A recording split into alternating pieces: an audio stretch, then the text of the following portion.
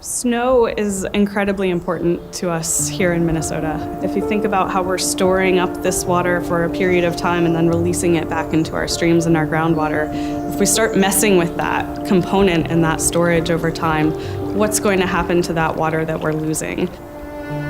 Does it come in the fall and we're able to capture it and put it in the soil, or does it come in the spring and actually it runs off and straight into Lake Superior and we don't get that in our soil or in our groundwater? I'm gonna go check on the weather station, make sure that's operating. Yeah, this is obviously a very important issue to be looking at and studying in hydrology right now with a changing climate, and not only a changing climate, but a growing population with greater and greater needs. First, I'm gonna download the data from our sensors before I swap out the battery.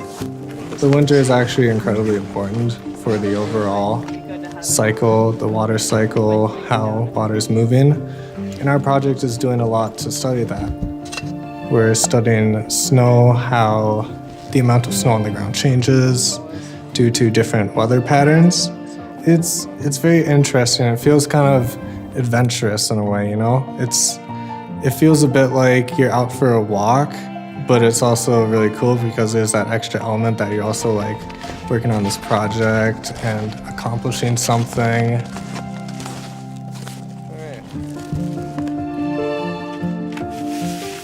Peter actually came to me before he was a student in either of my classes and then has been taking classes with me.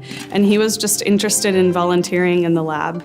And we were able to get him funding through UROP. And so he has actually, this is his second UROP project with me. So that's an undergraduate research project.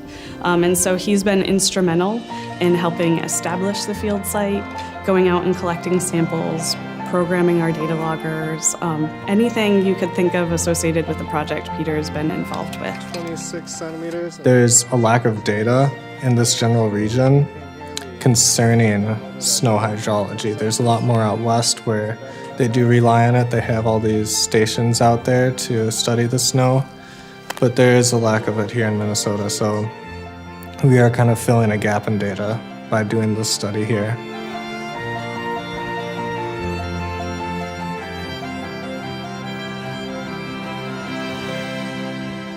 My main objective or goal for my career is to do something that will be impactful. If there's no lasting impact, once I'm retired, once I'm gone, I won't feel fulfilled by it. So I think this is a really fulfilling line of work to me personally.